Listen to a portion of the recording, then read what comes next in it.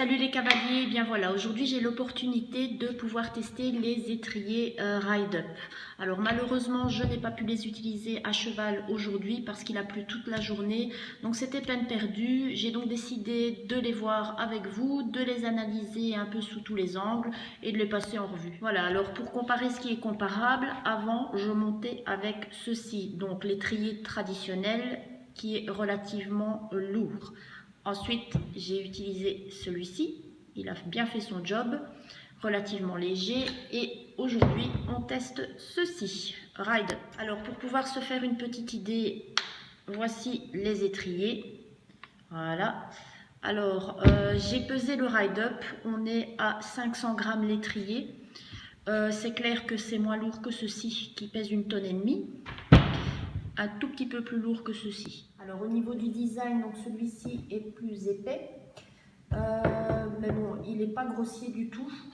Je trouve même qu'il a un chouette design. Voilà, alors on va analyser un peu sa composition. Est-ce que c'est solide? À quoi sert la petite boucle? Alors au niveau du poids, donc j'ai dit 500 grammes, exactement 445 grammes. On a un étrier d'une largeur de 12 cm. Avec des petits crampons ici qui assurent la stabilité du pied et qui empêchent de glisser.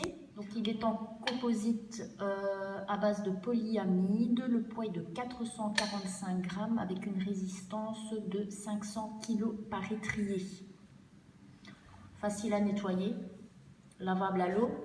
Par contre celui-ci, vous pouvez le constater, il est plein de piqûres. Alors, les promesses de Ride Up, vous voyez ici un œil articulé qui permet une angulation idéale et promet de soulager les articulations. L'œil est perpendiculaire à l'axe, ce qui permet d'enfiler dans l'étrier Ride Up en gardant l'étrivière à plat sur le quartier de la selle.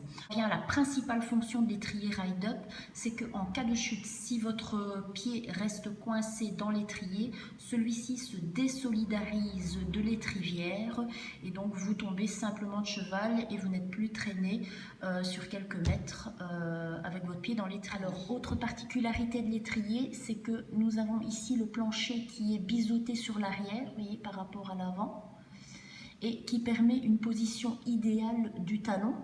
On a aussi ici une petite semelle anti-choc en plastique élastomère qui va absorber les chocs. Alors on va voir un peu techniquement en cas de chute comment ça se passe. Et bien voilà, votre pied est dans l'étrier, vous tombez, il reste coincé. Qu'est-ce qui se passe? Désolidarisation. L'œillet reste sur l'étrivière et l'étrier tombe. Donc vous n'êtes plus traîné avec votre pied coincé dans l'étrier. Alors après toutes ces émotions, et bien pour remettre l'œillet dans l'étrier, c'est relativement simple. Voilà, c'est remis et vous voyez, ça tient. Donc il n'y a vraiment pas de souci, on peut monter en toute sécurité, c'est pas que ça va se défaire au premier jeu de jambes non, c'est vraiment en cas de chute. Je tiens quand même à préciser que j'exerce quand même une pression assez forte pour enlever l'œillet de l'étrier. Donc c'est pas allez, ça va pas partir comme ça en balade ou en concours à cheval tout simplement. Donc voilà, votre pied est donc en sécurité. Alors au niveau budget, on est sur du 239 €, toutes taxes comprises. Il faut savoir que le produit est garanti à vie, bien sûr, pour une utilisation normale. Je vous invite à aller faire un petit tour sur le site de rideup.com. Alors pour la partie fun de l'étrier, moi je l'ai choisi en rouge et noir, mais il existe aussi en noir, tout noir, en marron, en gris, en bleu et en rouge. N'hésitez pas à aller faire un petit tour sur leur page Facebook, ils sont aussi présents sur Instagram. Je noterai toutes les infos donc sur ma page Facebook et sur mon Insta de Tous en Selle. Et on se retrouve bientôt donc pour le test en live en direct des étriers à cheval, en espérant qu'il pleuve un peu moins en Belgique.